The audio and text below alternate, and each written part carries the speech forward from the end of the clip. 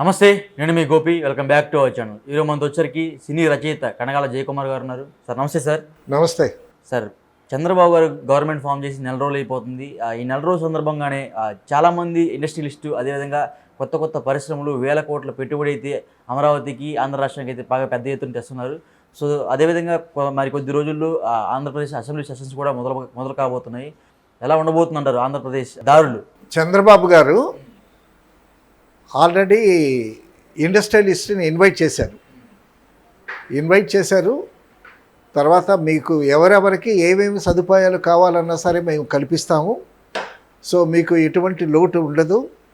కాబట్టి ఇంత ముందులా కాకుండా ఇప్పుడు అమరావతిలోనే ఆ చుట్టుపక్కల ప్రాంతాల్లోనే కొన్ని పరిశ్రమలు కూడా కావాల్సినటువంటి అవసరం ఉంది. ఆల్రెడీ సెంట్రల్ గవర్నమెంట్ ఉంచి బందర్కి ఒక 60,000 కోట్ల నిధులు సంపాదించి బీపీసీఎల్ కంపెనీ రిఫైనరీ ప్రాజెక్ట్ ఒకటి తయారైంది. తర్వాత చిన్న చిన్న ప్రాజెక్టులు కూడా వస్తున్నాయి.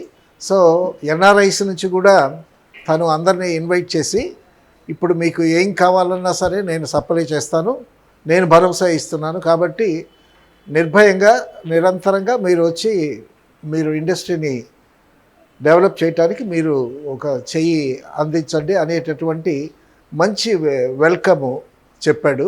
తర్వాత వాళ్ళకి కావాల్సినటువంటి రాయితీలు కూడా ఇస్తానే అని అంటున్నాడు. కాబట్టి ఏంటంటే సో ఇండస్ట్రీస్ రావటం అనేటటువంటి ఛానల్ ఈయన ఓపెన్ చేశాడు. ఓపెన్ చేసిన తర్వాత ఇంట్రెస్ట్ ఉండేటటువంటి వాళ్ళు అబ్రాడ్లో సెటిల్ అయినటువంటి ఎన్ఆర్ఐస్ ఉన్నారు చాలామంది. అసలు తెలుగుదేశం గెలవటానికి ఎన్ఆర్ఐస్ చాలామంది వచ్చి ఓట్లు వేసి గెలిపించారు. సో వాళ్ళందరూ ఏంటంటే స్వదేశానికి వెళ్ళి మన సర్వీసెస్, మిగిలిన సర్వీసెస్ స్వదేశానికి చేద్దాం, ఆంధ్రాకి చేద్దాం అనేటటువంటి ఒక మంచి ఉద్దేశంలో కూడా ఉంటారు. సో ఈ విధంగా ఈ ఇన్విటేషన్ పుచ్చుకుని ఎన్ఆర్ఐస్ చాలామంది వచ్చేటటువంటి అవకాశాలు ఉన్నాయి. తర్వాత భోగాపురం ఎయిర్పోర్టు, విమానాశ్రయం, ఇంటర్నేషనల్ ఎయిర్పోర్టు, దాని మీద బాగా ఫోకస్ చేస్తున్నాడు ఆయన. సో లక్కీగా కింజరాపు రామ్మోహన్ నాయుడు మన విమానయాన శాఖ సెంట్రల్ మినిస్టర్ అవ్వటం, అంతకుముందు అశోక్ గజపతి రాజు గారు చేశారు. ఆయన విజయనగరం రాజు, ఆయనతో ప్రారంభమైనటువంటి ఇంటర్నేషనల్ ఎయిర్పోర్టు తర్వాత మధ్యలో గ్యాప్ రావటం వల్ల మళ్ళీ ఇప్పుడు కింజరాపు రామ్మోహన్ నాయుడు విమానయాన శాఖ తీసుకోవటం వల్ల దాని మీద ఎక్కువ కాన్సన్ట్రేషన్ పెడుతున్నారు చంద్రబాబు నాయుడు గారు. అది నా ముఖ్యమైనటువంటి విజన్లో ఒకటి అని ఆయన చెప్పటం జరిగింది. తర్వాత ఈ విమానాశ్రయాలు నెల్లూరులో ఒకటి, ప్రకాశం జిల్లాలో ఒకటి, శ్రీకాకుళం ఒకటి పెట్టాలనేటటువంటి ఉద్దేశంలో కూడా ఉన్నాడంట చంద్రబాబు నాయుడు గారు. సో ఇక రైళ్ళ మీద కాదు, మనం విమానాల మీద ప్రయాణం చేయొచ్చు. సో ఆల్రెడీ రాజమండ్రి ఒక వాయుదూత అని ఒక చిన్న విమానాశ్రయం ఒకటి ఉందనుకుంటాను నేను.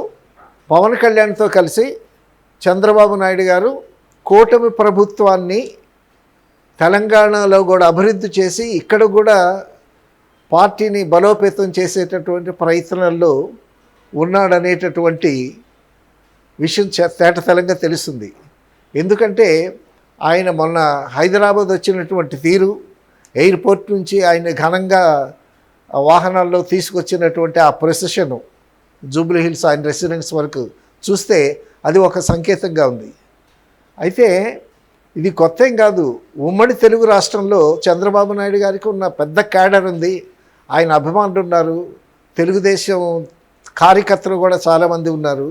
సో భవిష్యత్తులో కూటమితో పాటు ఇక్కడ వాళ్ళు మళ్ళీ కాలు ఉండేటటువంటి అవకాశం ఉంది. అయితే అప్పుడు రేవంత్ రెడ్డి, చంద్రబాబు నాయుడు వాళ్ళ మైత్రి ఏ విధంగా ఉండబోతుంది అనేటటువంటిది ఒక క్వశ్చన్ మార్క్. ఈ నెల 22 నుంచి అసెంబ్లీ సెషన్స్ స్టార్ట్ అవుతున్న సమయంలో అసెంబ్లీలో ఏ టాపిక్స్ చర్చకు వస్తాయి, సో ఆ టాపిక్స్ మీద వీళ్ళు ఒక నెల రోజులు అయినటువంటి సందర్భంలో ప్రభుత్వం ఏ విధంగా పనిచేస్తుంది, ఎవరి శాఖలు ఎవరు డీల్ చేస్తున్నారు, సో దాని మీద ఒక విశ్లేషణ ఒకటి వస్తుంది. దాని మీద చంద్రబాబు నాయుడు గారు ఏ విధంగా స్పందిస్తారు, డిప్యూటీ సీఎం అయినటువంటి పవన్ కళ్యాణ్ గారు ఏ విధంగా స్పందిస్తారు, అనేటటువంటి ఉత్కంఠ ఒకటి నెలకొని ఉంది. పోతే రీసెంట్గా పవన్ కళ్యాణ్ వినాయక చవితిని, వినాయకుడు విగ్రహాలని మట్టితో తయారు చేసేటటువంటి విగ్రహాలు వాడండి, సో పొల్యూషన్ ఎక్కువైపోయింది, వాటర్ పొల్యూషన్ ఎక్కువైపోయింది, తర్వాత ఆ మట్టితో చేసేటటువంటి వినాయకుడిని పూజించినా ఆ దేవుడు కరుణిస్తాడు, సో రంగులు వేసి పెద్ద పెద్ద పెట్టి అనవసరంగా వాటర్ పొల్యూషన్ తీసుకురావకండి అనేటటువంటి ఒక మంచి సలహా ఇచ్చాడు. తర్వాత ఈ పాలిథిన్ పొల్యూషన్ చాలా భయంకరంగా తయారైంది దేశం మొత్తంలో. ఆ పాలిథిన్ తిని పశువులు చనిపోతున్నాయి. ఒక పాలిథిన్ పలచగా ఉండేటటువంటి పాలిథిన్ కవర్ భూమిలోనే మట్టి అవ్వటానికి కొన్ని సంవత్సరాలు పట్టేటటువంటి పరిస్థితి ఉంది. సో ఆ విధంగా భూమి కలుషితం అయిపోతుంది, వాటర్ పొల్యూట్ అవుతుంది, ఎయిర్ పొల్యూట్ అవుతుంది. సో అన్ని పొల్యూషన్స్ వస్తున్నాయి. సో వాటన్నిటి మీద కూడా ఒక మంచి ఒక స్టేట్మెంట్ ఇచ్చి దాన్ని అమలు చేసేటటువంటి పరిస్థితులు కల్పిస్తారని మనం ఆశించవచ్చు. అసలు ముఖ్యంగా అసలు మనుషుల మనస్తత్వాలే పొల్యూట్ అయ్యాయని చెప్పుకోవాలి. ఒక వాలు కాలుష్యం ఉందా, ఆహార కాలుష్యం ఉందా, అన్ని కాలుష్యాలు. సో ఆ కాలుష్యాల వైపు దృష్టి పెట్టి వాటి అమలు కూడా చేసేటటువంటి ఒక చట్ట రూపంలో మరీ అంత ఒకేసారి స్ట్రిక్ట్గా కాకుండా అంచెలంచెలుగా ఆ కాలుష్యాన్ని తొలగించేటటువంటి మార్గం ఒకటి కనిపెడతారని మనం ఆలోచించవచ్చు. జగన్ కడప ఎంపీ అవినాష్ రెడ్డి వాళ్ళ క్యాండిడేటే కదా, సో కడప నుంచి ఎంపీగా పోటీ చేసి పార్లమెంట్కి వెళతాడనేటువంటి న్యూస్ ఒకటి వచ్చింది. ఒకవేళ ఆ విధంగా అతను అక్కడ ఎంపీగా పోటీ చేయాలి అని అంటే ఇక్కడ అసెంబ్లీకి రాజీనామా చేయాలి, ఎమ్మెల్యేగా రాజీనామా చేయాలి. ఎమ్మెల్యేగా రాజీనామా ఎందుకు చేస్తాడు అనేటువంటి ఊహాగానాలు ఏంటంటే అతను అసెంబ్లీలో కూర్చోలేడు. అసెంబ్లీలో కూర్చుంటే ప్రతిపక్ష హోదా లేదు. అయితే ఇతను అసెంబ్లీలో కూర్చోవాలి అంటే సీట్లు కేటాయిస్తాడు స్పీకరు. సీట్లు కేటాయిస్తే సాధారణమైనటువంటి ఎమ్మెల్యే ఎక్కడైతే కూర్చుంటాడో అటువంటి సీటే కేటాయిస్తారు. సో ఆ విధంగా జగను అసెంబ్లీలో కూర్చోవడానికి ఇష్టపడడు. ఒకవేళ కూర్చుంటే అతను ఏం మాట్లాడతాడో అనేటటువంటిది ఒక $1 million క్వశ్చన్. ఒకవేళ జగన్ మాట్లాడాడు అనుకో, సో ఈ కూటమిలో ఉండేటటువంటి నంబర్ ఎక్కువ కదా, అతన్ని నోరెత్తనివ్వరు. సో ఈ విధంగా ఒకవేళ అతను ఎమ్మెల్యేగా రాజీనామా చేసి వెళితే ఇక్కడ పార్టీ ఇదైపోతుంది. సో ఒక పార్టీ నాయకుడు ఇప్పుడు పవన్ కళ్యాణ్ 2 సార్లు ఓడిపోయినా కూడా ఆ పార్టీని క్యాడర్ని నిలబెట్టుకుని 2 చోట్ల ఓడిపోయాడు, 2 సార్లు ఓడిపోలేదు సార్. ఓడిపోయాడు, అయినా పార్టీని పట్టుకుని సో దాన్ని బలోపేతం చేసుకుంటూ లాక్కుంటూ వచ్చాడు. అదే కానీ ఒకవేళ జగన్ కానీ అటువంటి చేస్తే తన పార్టీ అనాథ అయిపోతుంది, కార్యకర్తల్లో నిరాశ వచ్చేస్తుంది, సో ఆ పార్టీ లేకుండా పోతుంది. సో అదేమవుతుంది, అలాగ ఒకవేళ జరిగితే అసెంబ్లీకి వచ్చి తను కూర్చునేటటువంటి అవకాశాలు చాలా తక్కువ. ఎమ్మెల్యేగా రాజీనామా చేస్తాడనేటటువంటి మాట కూడా చాలా బలంగా వినిపిస్తూ ఉంది. ఇప్పుడు చేయాల్సినటువంటి పరిస్థితి ఏంటి, ఆ పార్టీ లీడర్గా ఇప్పుడు తనకు ఉండేటటువంటి ఆ కార్యకర్తలందరికీ ఒక మోరల్ సపోర్ట్ ఇచ్చి మళ్ళా పార్టీని బలోపేతం చేసుకునేటటువంటి ప్రయత్నం చేయవలసినటువంటి అగత్యం ఎంతైనా ఉంది. సో అటువంటప్పుడు ఆ పార్టీని వదిలిపెట్టి ఎంపీ మెంబర్ ఆఫ్ పార్లమెంటుగా వెళితే అది ఒక రాజకీయంలో మెచ్చుకోవలసినటువంటి ఒక స్టెప్ లాగా భావించడానికి అవకాశం లేదు. అయితే ఒకవేళ ఎంపీగా వెళదాం అనుకునేటటువంటి పరిస్థితి అయితే అక్కడ సెంటర్లో మోడీతో సఖ్యత పెంచుకోవటానికి అవకాశం ఉండొచ్చు. ఇప్పుడు లోక్సభలో ఆయన కళ్ళ ముందు తిరుగుతూ ఉంటాడు కదా. కాబట్టి మోడీతో పరిచయం పెంచుకోవటానికి, ఆ పరిచయం ద్వారా ఎంపీగా ఉండి ఇక్కడ పార్టీని నడపగలగటం అనేటటువంటి ఇది కొంచెం కష్టమైనటువంటి విషయం. అయితే ఇతని మీద కేసులు ఉన్నాయి కాబట్టి ఆ మోడీని ప్రసన్నం చేసుకోవటానికి ఇతనికి సెంటర్కి వెళతాడా, లేక ఇక్కడే ఉండి పార్టీని బలోపేతం చేసుకుంటాడా? రేవంత్ రెడ్డి ఈ మధ్యన ఒక గమ్మత్తైన స్టేట్మెంట్ ఇచ్చాడు. పార్లమెంట్కి జగన్ వెళ్ళి ఈ షర్మిలాని ఆంధ్రప్రదేశ్కి ఫ్యూచర్ సీఎంగా చేస్తే, షర్మిలాని ఇక్కడ చేస్తే, అతను కడపలో కానీ కంటెస్ట్ చేస్తే నేను వెళ్ళి ప్రచారం చేస్తాను జగన్కి అని తమాషాగా చెప్పాడు. తర్వాత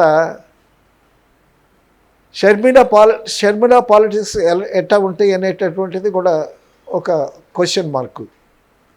సో ఇటువంటి పరిస్థితుల్లో జగన్ తన ఎమ్మెల్యేకి రాజీనామా చేయకుండా తన పార్టీని బలోపేతం చేసేటటువంటి కార్యక్రమంలో ఉంటూ తన అనుచరులు క్యాడర్ అంతా బాగా పెంచుకుంటూ నెక్స్ట్ ఎలక్షన్స్కి ఇతను ప్రిపేర్ అయ్యి ఉండటం అనేటటువంటిది ఒక కార్యక్రమం. ఇప్పుడు ఎంపీగా వెళతాడు సెంట్రిక్ అనేటటువంటిది కొంచెం ఊహాజనితమైనటువంటి విషయం అనుకుంటున్నాను. బట్ ఇది సోషల్ మీడియాలో బాగా వైరల్ అవుతుంది ఈ టాపిక్. సో ఏది ఏమైనా సరే మొత్తానికి వాళ్ళైతే మాట్లాడుతున్నారు, కానీ వైసీపీలో గెలిచినటువంటి వాళ్ళు కానీ ఓడిపోయినటువంటి వాళ్ళని వాళ్ళ ఆత్మస్థైర్యం సడిలిపోయింది. ఎందుకంటే 11 మంది, ఇక్కడ 164 మంది అనూహ్యమైనటువంటి మెజార్టీతో వచ్చాడు చంద్రబాబు. అది చంద్రబాబు వల్ల కావచ్చు, పవన్ కళ్యాణ్ వల్ల కావచ్చు, బీజేపీ కూటమి వల్ల కావచ్చు.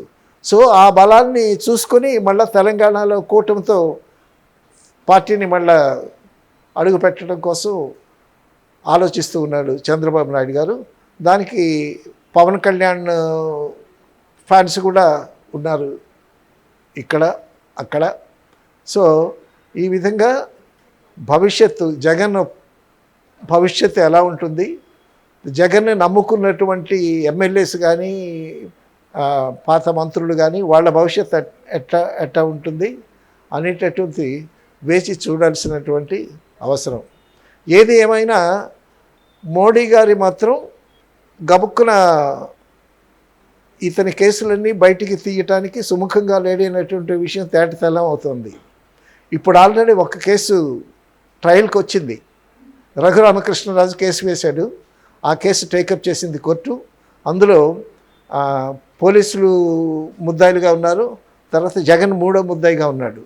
సో కేసులు తోడేటటువంటి సమయం కూడా వచ్చినట్టు కనిపిస్తూ ఉంది. మరి దాని మీద మోడీ గారు ఎంతవరకు స్పందిస్తారు, అతన్ని ఎంతవరకు కాపాడుతారు? మోడీ కాపాడబట్టే ఇన్నాళ్ళు ఆయన ఉన్నాడు, బయట మీద ఉన్నాడు కదా బయట. సో మోడీ గారి హస్తం లేకపోతే ఈనాళ్ళు బెయిల్ మీద ఉండటం సాధ్యం కాదు. పోతే సుప్రీంకోర్టు వాళ్ళు కూడా కేసులు లక్షలు పేరుకుపోయి ఉన్నాయి. సో కేసులు తోడండి చీఫ్ జస్టిస్ ఇన్స్ట్రక్షన్స్ ఇచ్చాడు. కాబట్టి ఆ పనిలో పనిగా జగన్ మీద ఉండేటటువంటి కేసులు తోడేటటువంటి పరిస్థితి కూడా ఏర్పడుతుంది. సో ఇటువంటి పరిస్థితుల్లో వీళ్ళు చంద్రబాబు నాయుడు వీళ్ళ అనుచరులు, అటు హోమ్ మినిస్టర్ అనిత కానీ, పవన్ కళ్యాణ్ కానీ, లోకేష్ కానీ వాళ్ళు చాలా యాక్టివ్గా చాలా హుషారుగా పనిచేస్తున్నారు. సో పరిశ్రమలను కూడా ఇన్వైట్ చేస్తున్నాడు ఈయన. ఆల్రెడీ సెంట్రల్ గవర్నమెంట్కి వెళ్ళి అక్కడ మంత్రుల్ని, ఫైనాన్స్ మినిస్టర్ని వాళ్ళందరినీ కలిసి తనకు కావాల్సినటువంటి అవన్నీ ఎక్స్ప్లెయిన్ చేస్తున్నాడు. వాళ్ళు ఇస్తానని కొన్ని హామీలు ఇచ్చారు.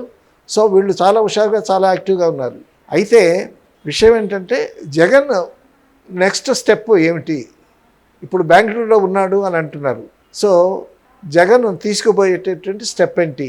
అసెంబ్లీకి వస్తాడా, వచ్చి కూర్చుంటాడా, కూర్చుంటే ఏమన్నా మాట్లాడతాడా, మాట్లాడగలిగే స్థితిలో ఉన్నాడా, లేకపోతే ఏమన్నా ఇటువంటి పరిస్థితి వచ్చింది ఏమిటా అనేటటువంటి ఇంకా దిగ్భ్రమలో ఉన్నాడా అనేటటువంటిది వేచి చూడాల్సినటువంటి ఇప్పుడు ఈ నెల 22 నుంచి అసెంబ్లీ సెషన్స్ స్టార్ట్ అవుతున్నాయి. So we have to see Jagan వస్తాడా, ఆయన రాడా, లేకపోతే మిగతా 11 మందిలో ఎంతమంది వస్తారు, అందరూ కలిసి వస్తారా, వాళ్ళకి ఏమన్నా ఒక ప్లాన్ ఏదో వేసుకొని ఏమైనా సమస్యల మీద స్పందిస్తారా అనేది మనం చూడాల్సినటువంటి అవసరం ఉంది.